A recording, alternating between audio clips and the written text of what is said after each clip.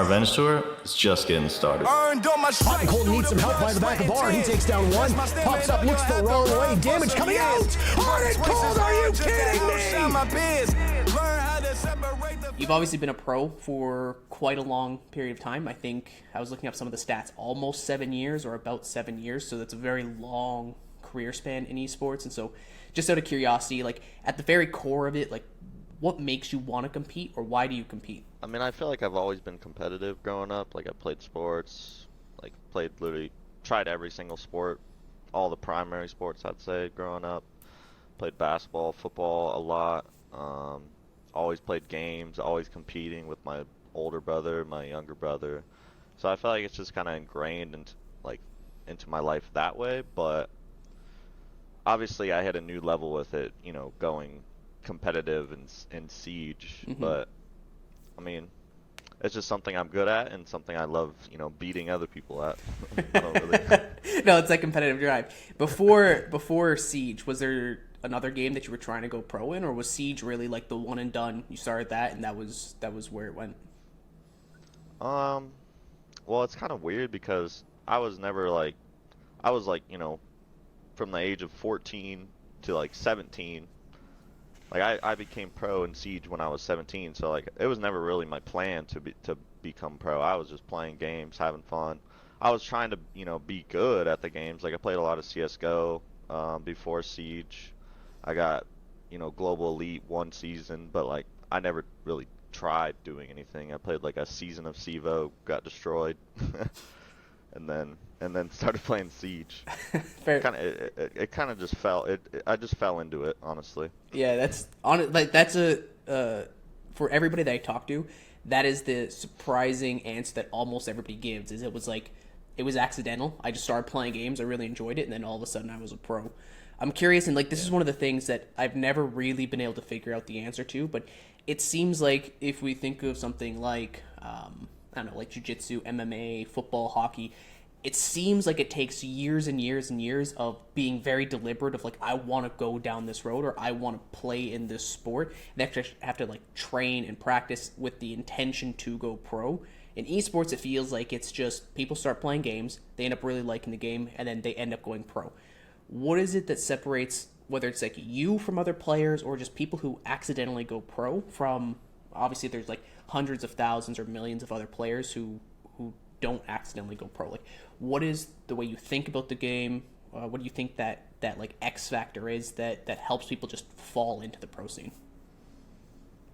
I mean, I guess the X factor for me was just starting since the beginning. Like it was a lot easier to go pro back then than it is now, and I just happened to be somewhat good enough or know the right people, or like I literally found two of my long time pro league teammates just from a Reddit post looking for players. like I feel like it was just right timing thing. Obviously looking back on it now, I feel like I could do the same thing now. Mm-hmm. But it would just be a way different journey than what I took. So I don't really know. I feel like in esports it's a lot of luck, a lot of knowing people. Mm-hmm. Obviously you got to have the skill, but it's kind of just a chance thing. Yeah, that's fair. So I know you said that like you accidentally fell into it, but then you also just there said you found two of your pro league teammates in Reddit. And I know, like, I've been playing games all my life. I have never gone to Reddit or anywhere to really look for teammates, and that might be one of the reasons that I've never gone pro in anything. But I'm curious on, because I think it is accidental, but it's clear that you took some steps. Like you went to Reddit to find pro league teammates. Was that step something you did before you made it to the pro league, or were you intentionally? That was before. So were you intentionally trying to make the pro league at this point? Like, was that something in your mind? I was intentionally trying to play competitive, whether that was make pro league or not. I mean, I knew I wasn't supposed to play pro league because I wasn't 18 at the time, and you're not allowed to play pro league. But I did end up playing the last 2 games of the first pro league season, and they just never checked IDs or anything. We got last place, so it didn't even really matter. But like those two teammates, they were also not pro at the time. So like they were just a lot better than the first team I joined, and so I just instantly left that team. Went to it was called Headhunters at the time. Okay. With Mint and Pojo Man. Those were like the two teammates that I teamed with a long time, like all the way through DZ basically. Mint's still on DZ, he's the coach over there. And then Pojo ended up being the coach of TSM. But yeah, I mean, I never planned on going pro, I'll say, until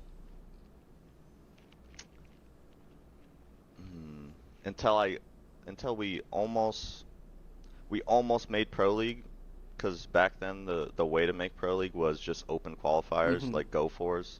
You literally would play a Go For, and then whatever teams had the most points at the end of the month, like the top 8 or whatever, top 10 would make it.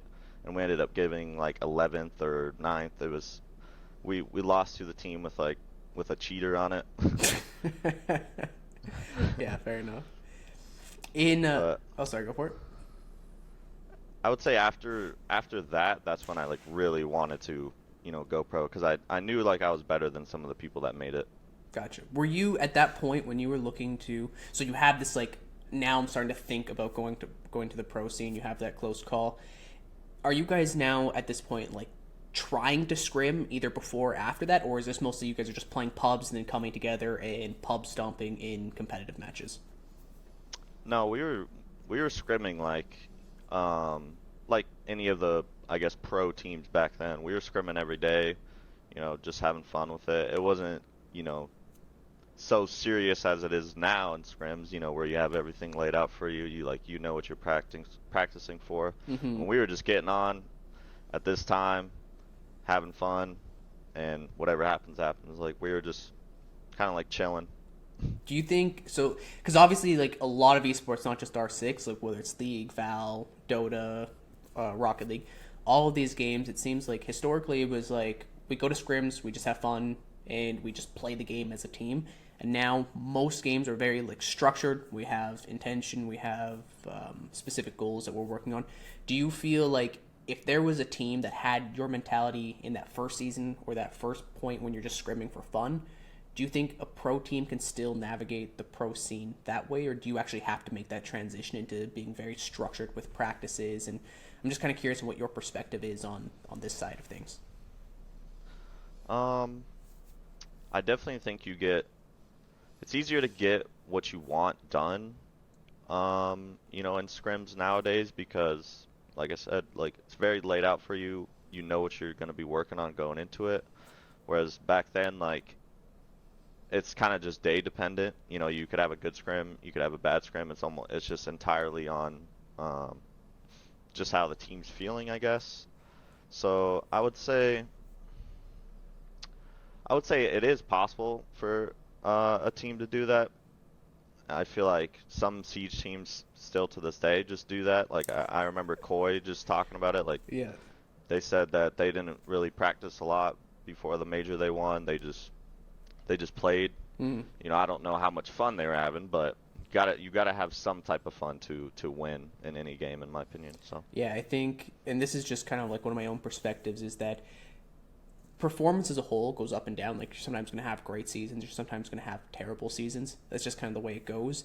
But at the core of it, you have to maintain passion or fun or whatever you want to call it.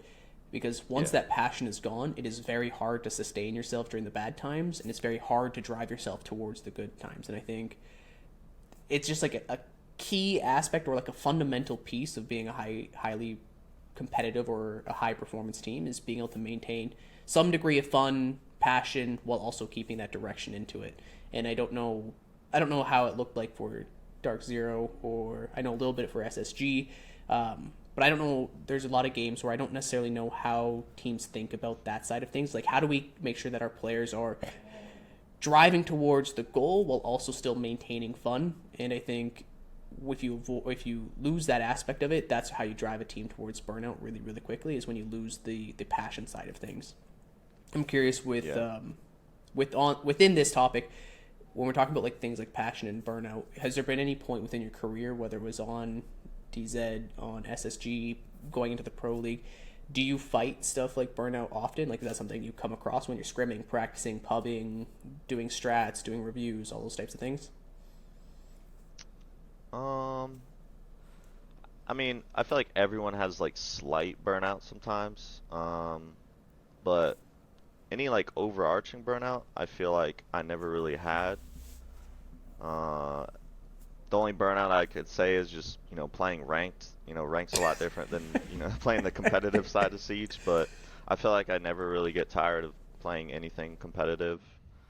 So you just mentioned like sometimes the rank burnout hits in. I've seen some pro teams, not so much in R6 I don't think, but in Val and League and Dota specifically, I've seen some teams where once you get a taste of that professional scene, once you get a taste of structured scrims, of people working together, it's like the motivation to play ranked just disappears. Like there is no there's very little intention behind it. There's not a whole lot of objective or accomplishments you can get in ranked, and so they typically just stop playing ranked, or they think that it's worthless. And I'm curious, do you think that there is value in still playing ranked? And number two, do you think pros just across the board in any game should continue to play ranked when they're on a pro team, or do you think scrims is just enough?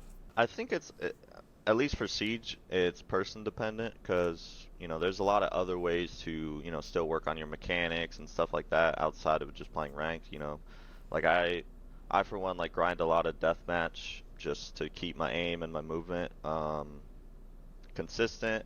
But I mean, I still do play a lot of ranked with, especially since, we got Ashen on the team now, little 17-year-old just always wants to play ranked. So he's been good at pushing us to play ranked with him. Sorry, what was the original question? Is there value in playing ranked as a pro player, or is it like yeah. you think you can maintain that just by doing scrims? I do think there is value in playing ranked, but it's all on you as the individual and who you're playing ranked with on like how that ranked game is going to go. Like if you're actually going to be practicing things that you're going to be doing in inside competitive match or scrim or whatever. But at the end of the day, ranked will always be good good gun skill practice. You're just taking fights. Like you could, at the end of the day, you could always look at it like that, which I think a lot of pro players do. And I would say there is a good chunk of pro players that don't even touch ranked in Siege, and they still hang. So it seems to work. Yeah, that's something I've always struggled with, because I'll have players ask me, should I play ranked? And like my gut says, yeah, you should. And then some coaches or some pros will say, yeah, you absolutely need to be playing ranked. And then others will say, I don't know, like it seems like other people are able to do it without playing ranked. And so, truth be told, I don't even know what the answer is to this question. And so I'm always curious what people's perspectives are. With you mentioned Ashton there real quick, so I'm curious. 17-year-old, you've been playing in the competitive scene for almost like half his life. I know that's not quite the math that works out here, but you've been playing competitive half of his life, more or less. When you play something like ranked with a 17-year-old, do you notice a difference in the way you think about the game, your mentality about the game, like whether just any like dynamic differences, or can you see yourself in him when you were 17? Like I'm just curious on what that's like, having somebody that's been around for a very long period of time and then a brand new 17-year-old. It just it reminds me of when I was 17. All I wanted to do was play Siege ranked after coming home from school, just grind it as much as I can. So in that sense, I definitely get reminded of my past self. But honestly, I was a lot worse in many ways than he is when I was 17. Like he's already been scrimming and playing with T3 teams for years, like 3 years at least. Mm-hmm. So like I feel like he's almost, and their team was the top T3 team, so they were always scrimming pro teams, Challenger League teams. So I feel like he's always been in the system, and he's just got a good head on his shoulders. That's cool. I was not like him. Yeah, I'm gonna be honest with you. When I was 17. I was not either. I was full on just the worst type of gamer you can imagine. It was bad. But okay, cool. So you say like he's better than you or different than you when you were 17. Is that specifically like game mechanic better because he's been in the system doing scrims, or do you mean like he's more level-headed, not as tilty or angry when he's playing pubs? Like, when you say he's better, what do you mean, and or like what aspect, and why do you think that is? I just feel like I would say it's a focus thing. Like, he's focused on the right things in his life at 17. I feel like that most 17-year-olds wouldn't be, whether that's, in game, out of game, school, everything like that. I was just not at that point that he is. And in terms of like game mechanics, yes, he does play a little different than me, but I mean, he doesn't have the experience I've had. I've played every single role in the game, so I feel like if someone's done that for like many seasons or many years, like you slowly end up playing differently than how you originally played. Gotcha. Okay, so this is another interesting thing that I'm very curious on your perspective here, because you just mentioned that you've played every role in the game, and I'll back this up with like an anecdote of myself as well. But the question is do you think there's value in every player training in different roles, even if they don't intend to play that role? And the reason I ask this question is, and I'll give you a personal example, is I play jungle in League of Legends, and I was having a really hard time dictating the tempo or the pace of the game based on how the bot lane was doing. So sometimes my bot lane would be doing really well. We can just like take over the map. Sometimes my bot lane would be doing bad, and I didn't know how to either support that bot lane or to control the tempo of the game. So what I did is I started a second account, got to roughly the same rank, and then I started playing one of the bot lane champions. I would play ADC just to learn the dynamics of that lane and that matchup, so I could understand like weaknesses, strengths, timings, how to support what I would need. And then when I transferred back to jungle, I was able to actually have I'd say a more effective influence on the bot lane, because now I understood that role as a whole. And so even if they were doing bad, I knew my timings, I knew my windows, I knew how to support them. Do you think stuff like that helps Siege, where, again, kind of bringing it back to you, you've played every role, so you understand the game from more perspectives? Do you think that new players, whether they're trying to get into the pro scene or already are on a pro team, should be running matches or training in other roles just to open their perspectives of how the game plays? Yes, I do think that players should try to be as flexible as they can. I mean, that's something that we do really well at SSG, and that's something that Call Out has, made us do very well, is just be able to play every role. That way, whenever he's designing something that we want to do, he could just place anyone in any role, and it doesn't matter. It also keeps the game fresh. Like I've been in roles where I have to play max like 3-4 characters for the whole season, where like if I'm playing 10 characters, it's gonna keep me, I don't know, my mind more like entertained in a way. It kind of just refreshes things. Cool. Okay, I like that. I have a follow-up question for playing every role, but I want to jump back to a different question real quick that I want to make sure I get to before I forget about it. And this is going back into pubs with Ashen, but just pubs in general. You said it depends on what you are doing in pubs if you're actually working on something. Can you notice or can you catch yourself when you're hitting kind of like a fatigue state, or you're disconnected, or you're not focused, or you're in autopilot? Do you catch yourself, or are you able to catch yourself when you hit that state in pubs? Or is that something like you end up playing 10 or 11 matches and you go, well shit, like I got 1 or 2 games that were effective there and I lost the rest because I was completely autopilot? Is it hard to catch yourself in that? Or if you are able to catch yourself in that, what do you do about it? I mean, usually I'm almost always playing ranked with one of my teammates, if not, a couple of them. So I feel like we're pretty good at keeping each other accountable to, to our team standards. That's something that, Call Out's been really good at stressing onto us, is just, following the standards everywhere, so it'll be easy to do it in, when it matters. Sometimes we'll slip, but I mean, sometimes we'll slip on the standards, but we're usually calling each other out if we see it. So, and if I'm playing alone and I notice it, I'll just stop playing. Like I'll just go play arcade, which is deathmatch, Yep. free for all, just aim train basically. Yeah. Okay, that makes sense. With regards to standards, is that because I've seen the inside of this? I know how Call Out thinks. I know what his intent is. I know what his objectives are with these standards. Is systems like that things you've experienced in the past with? I don't know. I can't remember if you were on SSG before Call Out. Yeah. So I was SSG like that before? Was Dark Zero like that before? Have you been on teams that try to do this, or is this like a whole new setting the standards, setting the expectations, setting the culture? Is this like a whole new system that you've experienced? In terms of setting the culture, DZ we definitely did that on DZ. We had it was very structured throughout the day.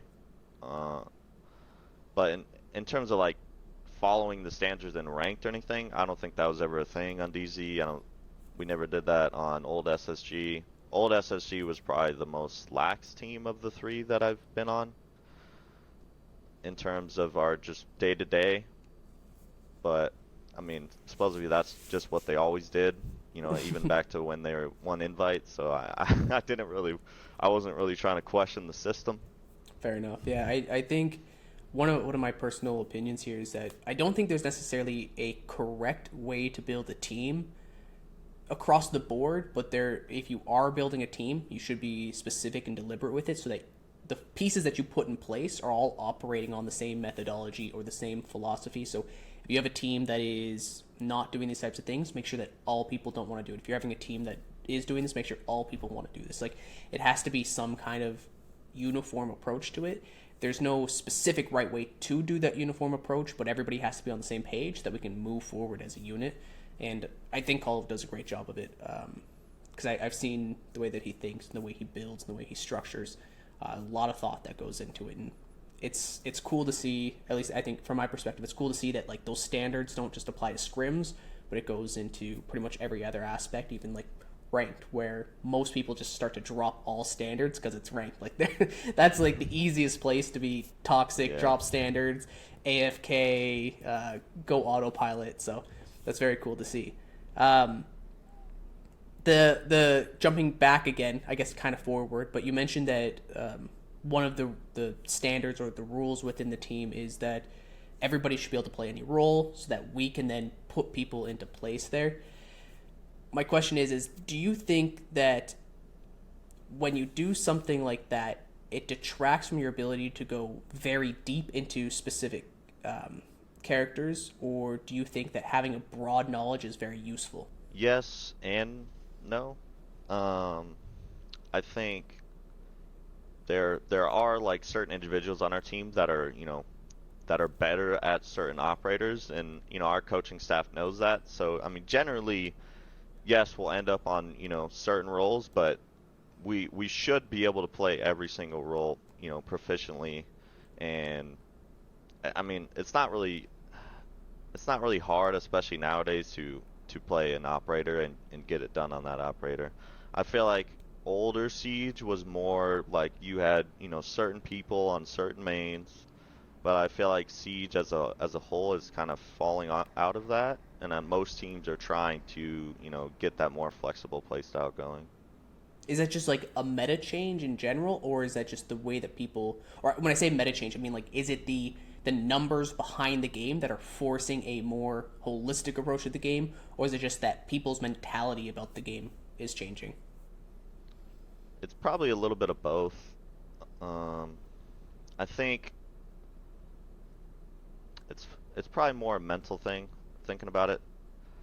I think, yeah, coaches mainly, they want players that can be flexible. That way, let's say one person, his job is to play, one role. Like, if he starts doing bad at that role, like, where do you put him? It doesn't leave options for your team. I feel like it could mess up the team dynamic if that player or if another player starts having problems on their, set role. Yeah, that's one of the things that both in Val and League is also pretty impactful. Is like, if you have a player that is good at one meta or one agent or one champion, that's phenomenal when that's in the meta, and like you can play this champion, you can play this comp, you can play this agent, like that's great. But the moment that gets shifted out of the meta, you now have a really weak link. And so that's why I think like this approach personally, and again, this doesn't work for every team, but that's why I think the approach of learning more than just your role is really important, because it gives you more tools to work with. And so you're no longer, we'll say, like a victim to the meta, where you're either good because of the meta or you're bad because of the meta, but the meta gets defined and you can just become good at whatever you need to be good, because you've actually like expanded your horizon. You understand the game at a deeper level. And like I've watched pros lose their job purely because like the meta changed and they can't play this comp, they can't play that character anymore, and like that's it, your career is over. And I think that's dangerous, just in general. If you want to have a really long career, you have to be able to think about the game from more than just one perspective or from more than just one skill set. I think a huge reason it's different in Siege compared to like Val or League is, Siege, you can change your operator every single round. You're not stuck on one operator for the whole game. Whereas, Siege, or whereas Val and, League, like League especially, I feel like the goals of pro players is to just learn, these 5 OP champions and their roles, and make sure they're unstoppable on them. Where it's like, Siege, you can play every single operator on the board. If some rounds you don't even need a hard breacher, so like, why pick a hard breacher just because that's the only thing you play? Yeah, that's actually, I've completely just didn't even like register that, but that makes a lot of sense. It's also kind of nice that like in League or Val, you pick your champ or you pick your agent, and in obviously there's no halves in League, but like in Val, you pick your agent and you play the same on both attack and defense, whereas in R6 there's also that, so you can change your operators between rounds, and then you also get a different set going into like defense versus attack as well. And so the flexibility is probably even more profound when you see it in R6. So I think flexibility is important in League and in Valorant, but it seems even more so in R6 in general. And I didn't even think about that. So if we're looking at like building a highly effective team, or like a team that actually works in the same wavelength, like they want to carry standards towards pubs, they are willing to be flexible, they are willing to work with each other. Like, how does a team actually go about building something like that? I guess a simpler way of saying this is, what makes a team good, or what makes a good team? I think it generally comes down to the character of the people that you're bringing on the team, which for the most part is down to the coaches, the general manager of the organization, whoever's picking up the players in the first place. Like, they're the ones that should be, thinking of that when they're picking up these players, and thinking about how the team wants to go, and if they don't follow that system, I feel like then they're probably not going to be there. Awesome. So that's, I mean, that's something you have to think about as the player. Like, do I want to be here? If the answer is yes, then like, you gotta go with what's said. Like, those are obviously the guidelines and the rules for a reason. It's there to make you better. I mean, something that we always say is assume the best from your teammates. Like, assume positive intent from anyone, and I feel like that helps a lot. So I feel like that kind of just blocks out a lot of the conflicts and stuff that teams would have. Like, your teammates trying to get the best out of you, or at least they should. If they're not, I mean, I don't really know what they're doing, but they should be trying to get the best out of you, and you should be trying to get the best out of them. Yeah, that makes sense. And also, you said at the beginning of this question, you said it's got to come from the top. When you say the top, do you mean like your coach and your manager? Do you mean GM? Do you mean CEO? When you're building a team, like, because I agree, I think it needs to start from the top. It's very hard for the top to say you should be doing this and then go and do something else and just expect the players to do it. But like, when you say start from the top, where do you think the top begins, and like, how does that work? At least for our situation, the general manager of the org and then the coach, like, just those two together, in my mind, is the top. Everything stems from those two. Gotcha. And I know Mick really does live by a lot of these things. Like, even when we were talking about SSG early on, I think this was just after Astralis was dropped, or Astralis exited R6, and I think it was as he was going to SSG. I can't remember what the timeline was, but we were talking about building a new team or like how the team should look. And I said one of the things you really have to keep in mind is you have to know the type of team you want to build. You have to find the type of players you think will fit that, and then those players have to be made aware ahead of time of like, this is what we're building, these are our expectations, and this is what we need from you, and this is what we'll give back. If that player says like, oh shit, that sounds awful, like they might be a great player, but that's not going to be a good player for your team. If they say like, holy shit, that's exactly what I've been looking for, even if they're not the best player in the world, like that's the exact person you want to bring on, because they will do the work, they will live by your culture, they will keep the standards, and they will actually help each other, because what you are building is something they actively want to be part of, and it's not going to be like a constant struggle and fight every day to get them to do stuff because they signed up for it beforehand. And so hearing you say that is really cool to hear, because like I think, in my opinion, that's how you should build a team, is understand what you want to build, find the people that you think fit that, and then have those people either agree or disagree with your approach, and then pick up accordingly. That's kind of like my general perspective on things.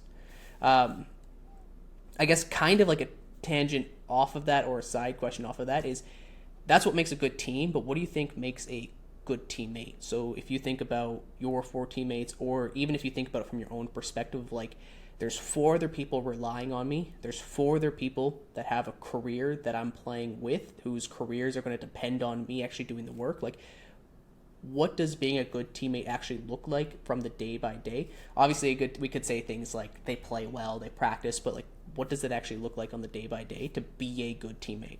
And this is, before you answer that, I'll add one more caveat to that. The reason I ask this question is because there's a lot of players across every game that want to make it to a pro team, and they have the skill to do it, but a lot lose their I shouldn't say potential. A lot lose their possibility of getting on a pro team because they're not a good teammate, or they get on a pro team and they get dropped because they're not a good teammate. So this is kind of like you giving advice to people of what does a good teammate look like and what should people strive to be. I feel like where a lot of people get lost is their own ego. Everyone, especially the people that, may be good players, but they end up getting cut because they're not a good teammate. They'll be like, why am I getting cut? I'm so good.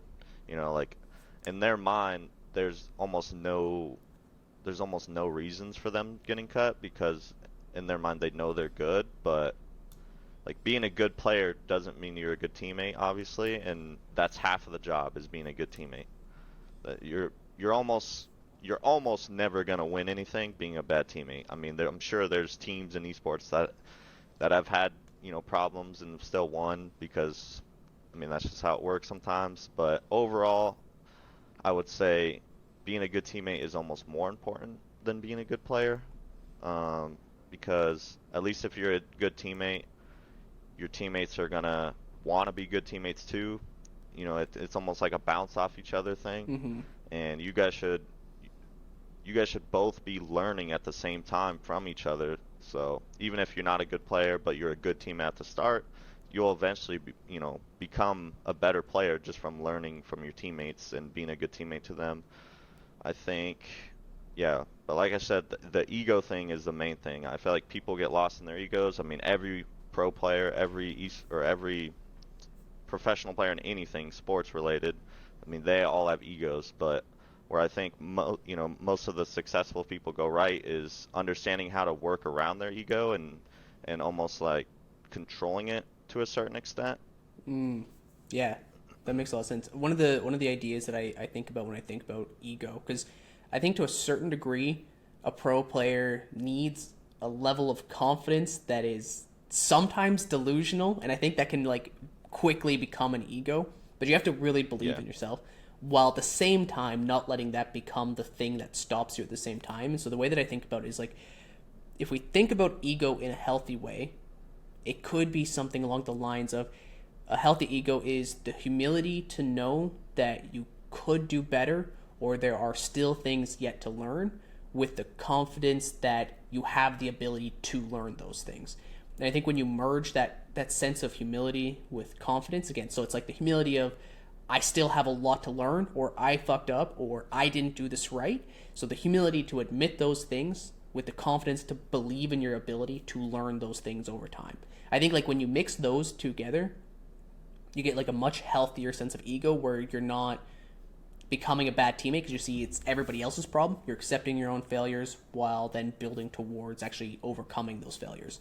And that's what I really like to see within a lot of people. And I think you nailed it with you can have a phenomenal player that is a bad teammate that causes losses. It happens in esports on repeat where we put together superstar rosters and the expectation is that they win some kind of like major championship, world championship, whatever it is, and then they barely make playoffs or they don't make playoffs or something bad happens, and it's just because you can't put together a bunch of players that are good that don't work well together. You will always have failure.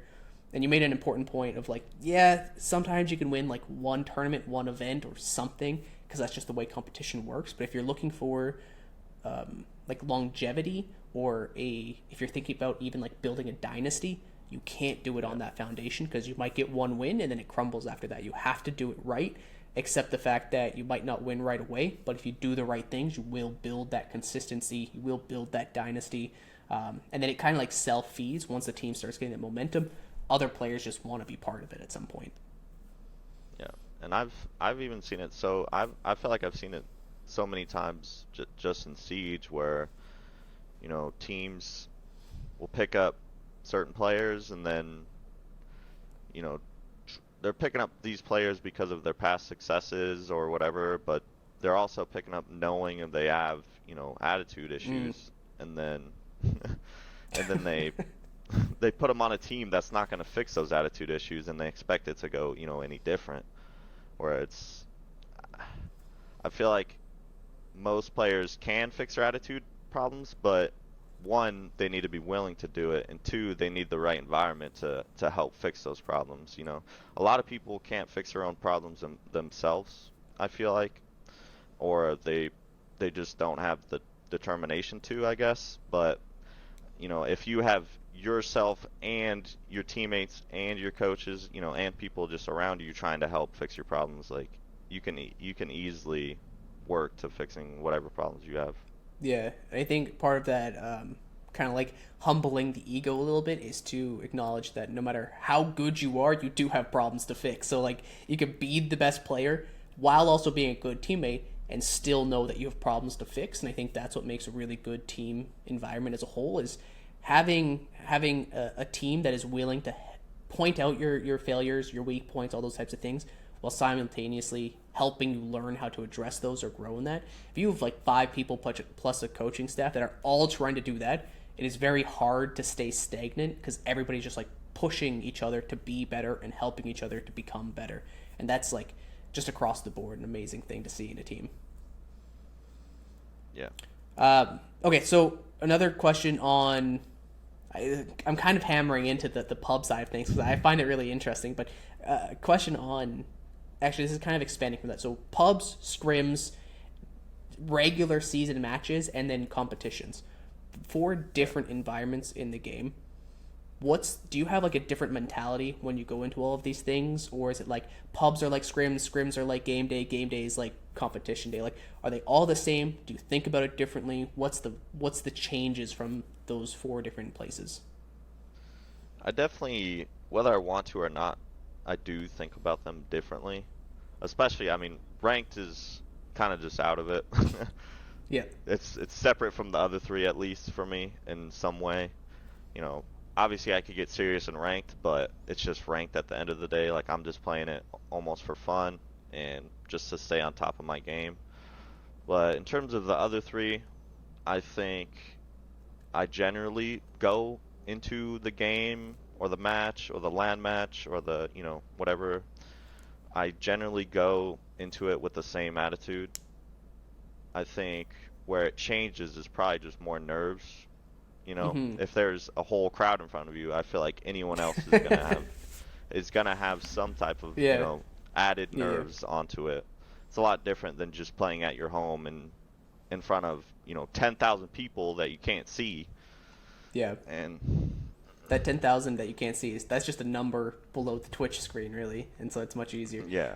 Okay, so it's interesting. So competition days, when you're in an arena or you're in front of a group of people, even if it's a small group of people, obviously the nerves creep up because there is more pressure in that situation. And I'm sure everybody's had something like this in the past where you get on stage and then you just underperform as a whole as a player. Have you had one of those experiences? And then the follow-up question to this, and again, this is kind of trying to get advice from you for future competitors, like people coming into the competitive scene, is when you underperform in a stage or on a stage or in front of a crowd, how do you handle that, and what do you think a player should do in those moments? Because again, this happens to the best of the best, the worst of the worst. Everybody's going to fail on stage, but a lot of people have a really hard time dealing with failing on a stage. So I'm curious in your thoughts on that. I would say, I mean, I have, to answer the first question, I have underperformed many times, honestly, on stage, out of stage. Like, you know, I feel like that's just part of being a pro. Like, you're gonna underperform. And like you said, like, a lot of pros, where they falter in that is, you know, coming out of it, and at least coming out of it in the right way. And I feel like I'm pretty good at that. At least recently, you know, if I have a bad loss, like, I try and internalize it first and focus on what I've done wrong, what I could have done better, stuff like that. And then if it's more of like a team related, I mean, every loss is team related, but if it's more, you know, not just me going 1-15 or something like that, then I'll still internalize whatever I did wrong, and then I'll talk to my teammates, you know, see at least where we thought that we went wrong, and kind of like focus on more of the team aspect of it.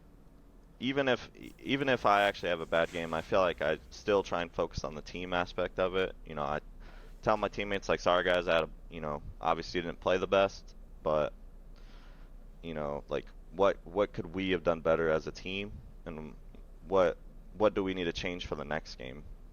Yeah. Sometimes you don't even need to change anything. You know, it's all just, I guess, gaining your confidence back. That's the main thing. Like,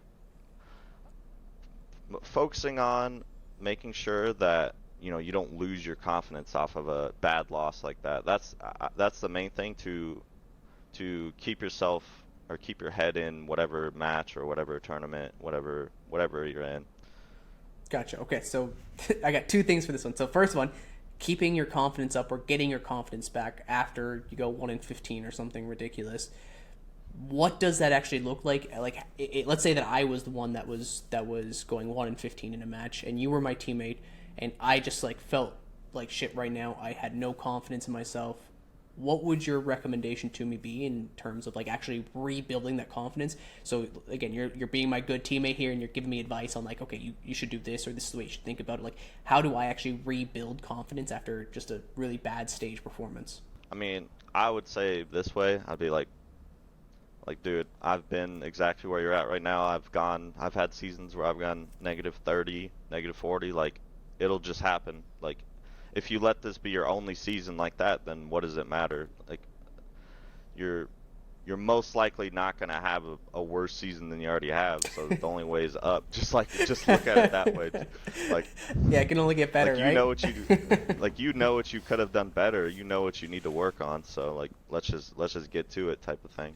Yeah, I like that a lot. I think one of the ways that I see this too is that focusing on the intent of a player rather than the skill expression of the player is really useful in these situations. And what I mean by that is, skill expression is the sense that, like, some days you're just not going to be hitting your shots. Some days your movement is going to be off. Some days, like, all sorts of things are going to go wrong. If we think about the Olympics, like, sometimes your stroke in the swimming pool is going to be off. Sometimes your swing on the tennis court is going to be off. Like, all of these things, like the skill expression side of things, aren't consistent day by day. And so if you focus on that, you don't really have control over skill expression per se, but you have control over the intent or the ideas behind that skill expression. So if you're thinking about less so of like, did I hit my shots, and more so, did I attempt to do what the team needed? Did I follow my role? Did I play the game the way it's supposed to be? And I lost my fucking gunfights, and that's the way it is. Like, if you focus more on like the intent behind the skill expression, you have actionable things that you can work on. If you beat yourself up for just missing your shots, like, there's not much you can do about that on the day. Like, 'cause skill, like I said, skill expression fluctuates from day to day to day to day, and you don't have tremendous amount of control over that.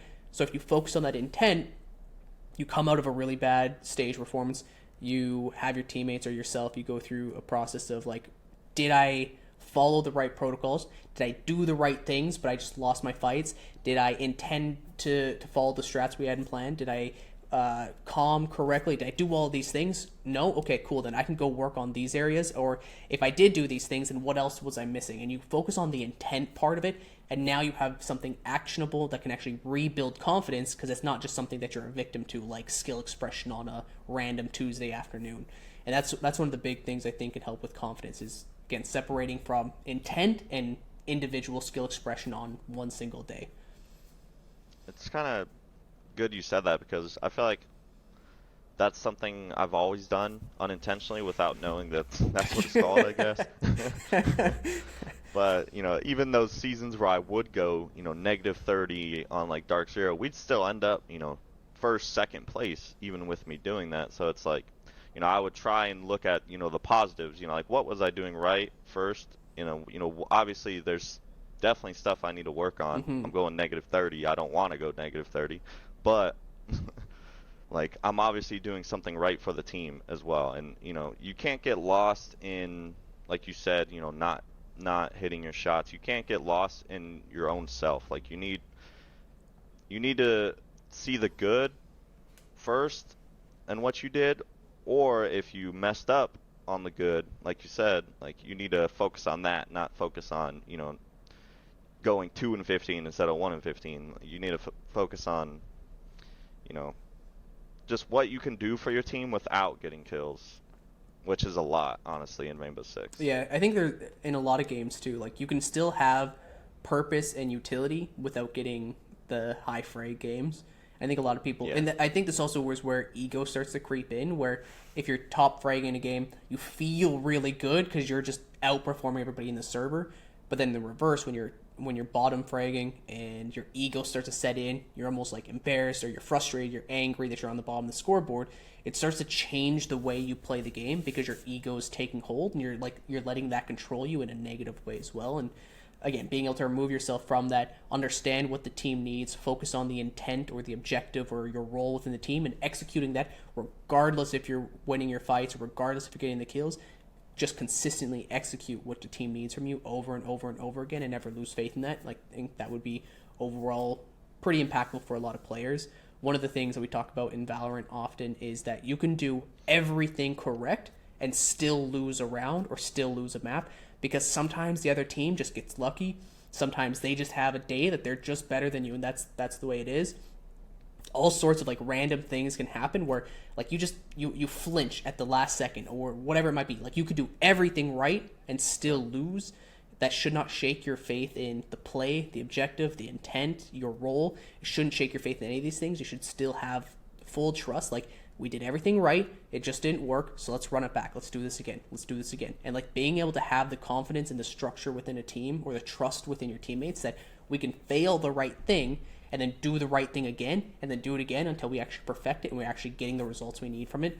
But I think a lot of teams just like, they do the right thing, it doesn't work, so then they automatically or instantly pivot into something else, and now they're letting like the individual rounds dictate how they play the game rather than dictating how they play the game from their own perspective. No, yeah, especially in BO1s. I feel like BO1s in any game can be very random. You know, it's all about just who's hitting their shots, who's in the right like mindset that day. You know, even the best teams, I feel like in any sport, any esport, they're gonna have bad days. Like, they could just lose a BO1. Like, it's kind of crazy. As dumb as it sounds, it's kind of crazy to me that like the Super Bowl is a BO1. You know, like, like either of those teams could just be playing better that day. Like, you never know. If it's like a BO7, who wins? You know? Yeah, I agree with you. That's crazy to me. I don't understand. This is completely off topic. I don't, and this might be because I'm Canadian. I don't understand football at all. Like, I don't get the BO1. I don't get the hype around it. It just makes no sense to me. And I know when like Seth with the Astralis team was in the Siege Invitational earlier this year, they all, because I live in Montreal. It was in Montreal, so they all came over. We watched, I don't know, like 9 hours of Super Bowl. And I just, like, I get none of it. It makes no sense to me. It was fun, but I don't get the sport. But whatever. Anyways, that was completely off topic. All right, so with the idea of like competition, we were talking a little bit about like pubs, scrims, regular game days, and competitive game days. We went down a little bit on tangent on that. A follow-up to that is the practice versus the competitive mindset. I know this is kind of a similar question, but do you see a difference in when you guys are scrimming, the way that you think about the game, or the intention you have going into a scrim is different from the intention you have going into a competition? Like, what's the change or the difference between those two things for you? Because I know like one is meant where you're trying to learn, the other one is where you're trying to showcase what you learned. How do you approach those two different environments? Well, I think it just depends on what we're trying to work on in practice, mainly, because, you know, there's, you know, half the week, let's say, you know, we have designated things that we're trying to work on. So obviously, you know, our goal is to not win. Our goal is to work on this thing. Mm-hmm. And, you know, let's say the other half of the week, our goal is to win. You know, that's where I feel like practice and scrims our practice and matches are relatively the same. If you're trying to win, you're trying to win. There's not a lot of differences behind it. I guess the intensity is what changes for you know, for a lot of players. And that's kind of just like that's more so like unknowing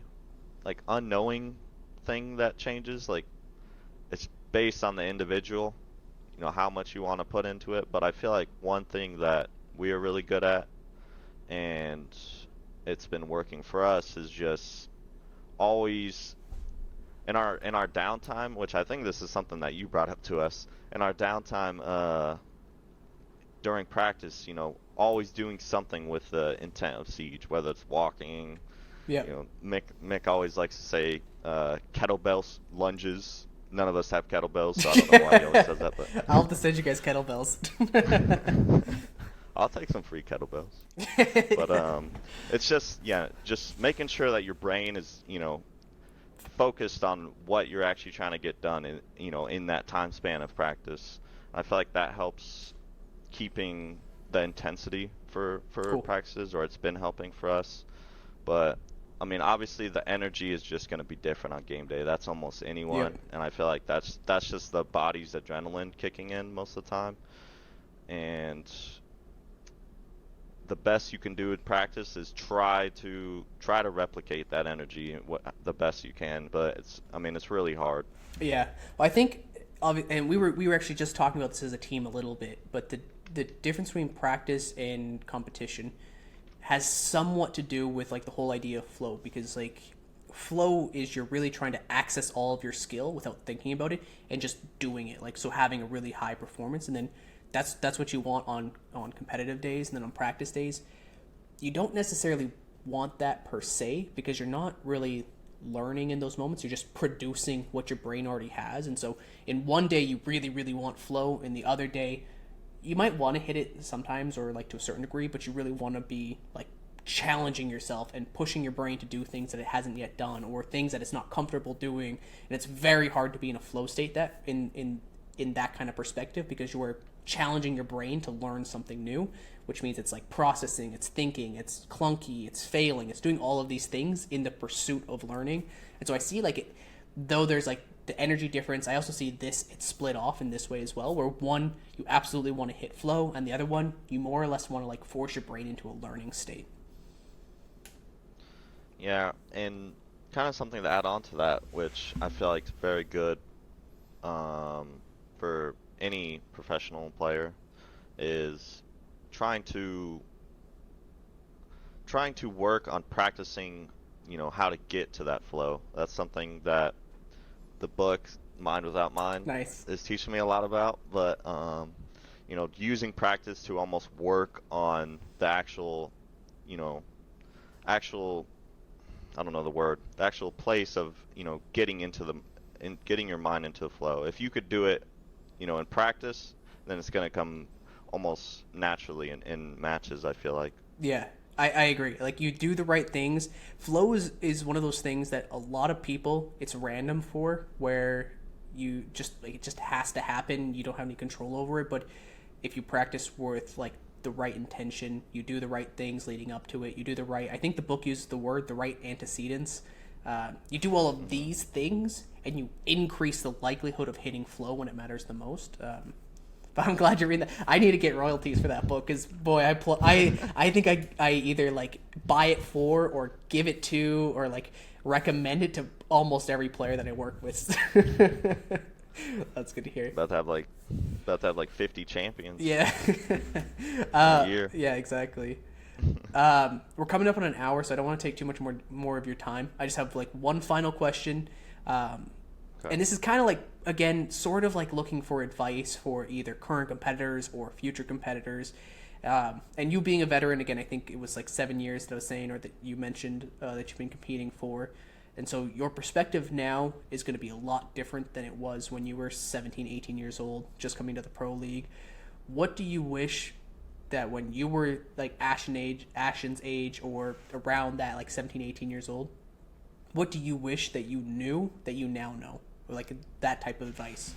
First off, I mean, the first thing that came to mind, it's not really in-game related, but just making sure, you know, if you want to go pro and you're in that young age or you're still in high school, like not giving everything up just to do that. Because one, I mean, a lot of people that want to go pro will not go pro. I mean, that's just how it works. That's the odds. You know, there's only 9 teams in our league. 9 times 5, that's 45. That's the max players. You know, there's 45 players that are going to be playing the league every season. So, I mean, if you're not one of those 45, I mean, how many people play Siege? a lot of people. But for me, it's just I would have told myself at least is to not give up your grades mainly, your high school life, your friends, stuff like that. Like I gave up a lot of my social life, didn't really care about school as much because, I just kind of went into pro gaming and that kind of just took up my time. But, try and balance things. You can still play pro, you can still, try to become pro while you're doing things outside of gaming. Bosco, for example, from SSG, like he went to college while I'm pretty sure he was finishing college like while he won Invite. Like he can, if he can do it, like anyone could do it. Like Ashen's doing high school right now, like he's in his senior year, he's practicing every day with us, and he's hitting the gym every day. Like I don't know how he's doing all that. I mean, that's hard to do at 17, but like it's definitely achievable. It's all up to you. As far as in-game advice, I would say, I would say, looking back at it, don't put yourself in one hole. Like try to be flexible. It's going back to that flexible thing. When I first started playing, all I played was Ash Jaeger, but that was a big thing back then. Mm-hmm. There was just Ash Jaeger mains, and I just had high ping, and I would just abuse the hell out of my high ping, just fast peeking everything, like. So back in the day, literally everyone was like, "Oh, this guy's just an Ash Jaeger main." It's basically saying like that's all he could play. Yeah. If he's on anything else, like he sucks. Which in a way that was probably true. Not actually, but in a way that is true because I was also limiting myself, just playing one thing.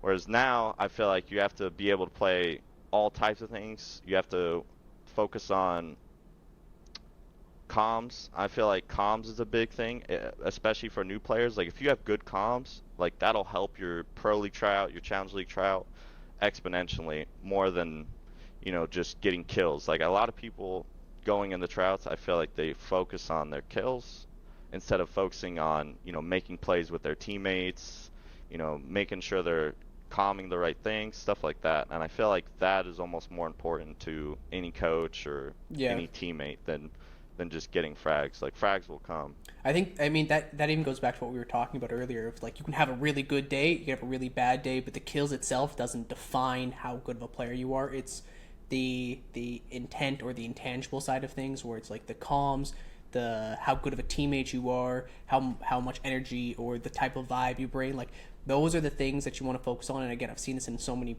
trials where players who underperform on the day in terms of kills still get picked up because you can see what's behind the scoreboard. You can see the player, you can see the potential, you can see the teammate, you can see all of those things. And like, I don't know a coach right now that would prioritize like a couple trials where somebody outfrags somebody else.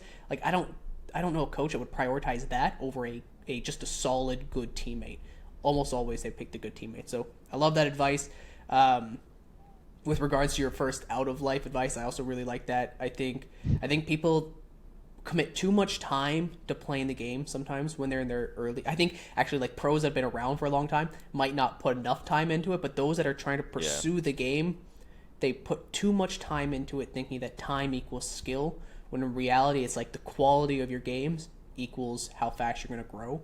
And at a certain point within playing pubs ranked or random scrims through a Discord server, at a certain point you're going to hit what I call information saturation, where you just stop learning, you go into autopilot, you're not actually gaining anything, you're just executing, you're not developing as a player. So prioritize other things in your life. Make sure your grades are good, make sure your family life is good, make sure your relationships are good, make sure you have other hobbies, and then with that time that's left over, be extraordinarily deliberate and intentional with the way that you play the game. If you do that, you're maxing out your life in all other areas while you're still probably growing at the same rate as somebody who's putting 2 times the hours in, just because you are intentional, deliberate, and you're actually disciplined with the way you play the game. So I like both those pieces of advice. I appreciate you sharing it, and it's been a great conversation. I love getting perspectives from people like you. I think you've taught me a lot, and I think a lot of people are going to really enjoy what you had to say. Thank you. It's been fun. I mean, it's been it's funny that you just brought up me starting from I'm 17 so many times, because my teammates do that too. They call me old head now. It's just funny from being that 17-year-old to now being 25 and being the oldest on the team somehow. But yeah, it's I mean, every game, like CSGO is a good example too. There's a lot of 30-year-olds in CSGO now. You can see the way that they're still phenomenal players, but you see the way, like, when they were 20, they acted this way. When they're like 25, they were this way. When they're 30, they were this way. Now that they're in like their early mid-30s, they're now this way. And you can very clearly see the way that players change over time. And usually they become more stable, they become a better teammate, they have a better head on their shoulders. Like, they learn all these things within time. And I think this is for every game. When I see a 17 or 18-year-old playing with a 24, 25 or older player, it's funny to see that dynamic, because those are two completely different people. Like, they think about the game different. Yep. I call it 17, 18-year-olds. I call them a little bit unhinged in a very positive way. I unhinged sounds like a negative word. I say that they're unhinged in the sense that they don't yet have enough reps in a game to understand all potential outcomes, so they can challenge the game in ways that somebody who's older can't, because they don't see all the negatives. So they'll like redefine metas. They'll do things that are like, the fuck are you doing? But then it works out. Like, they do all these things because they're a little bit unhinged from the consequences of actions, which is really good for redefining metas. And so I think you need that aspect of a player as somebody that's young. When then you have, I think it's around like 23-ish, you start to get the years, the reps in, so you can see the probabilities or predict what's going to happen if these things go. So you become a much more stable player, and you can actually create long-term growth, because people aren't just like scattering out into the void doing all sorts of random shit all the time. You create that stability. It's like the intelligence of the game starts to come out, and you match up an unhinged player with a stable player. You create that structure while also challenging the norms, and now you got a team that's going to like redefine the meta in an effective way. And I feel like one thing on top of that that's really good is, having some 17-year-old player, like you said, like, they're doing things that I wouldn't do sometimes. So I feel like it almost pushes me in ways to, like, get out of my comfort zone in a lot of different areas.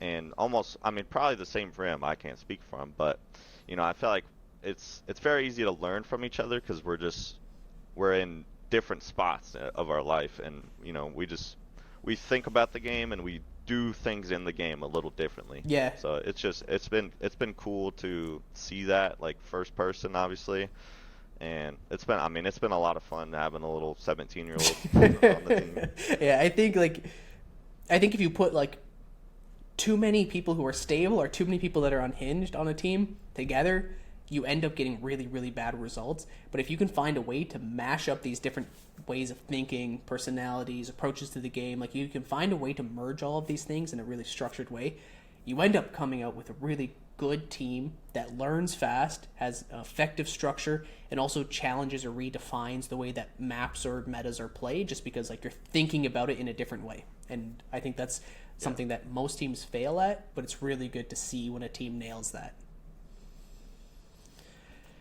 All right, man. Well, I appreciate it. Thanks so much, brother. I'm sure we'll talk again soon, but I appreciate your time, appreciate your insight, and thanks for sharing your experience as a pro player with us, and we'll chat soon. Thank you for having me. It's been fun.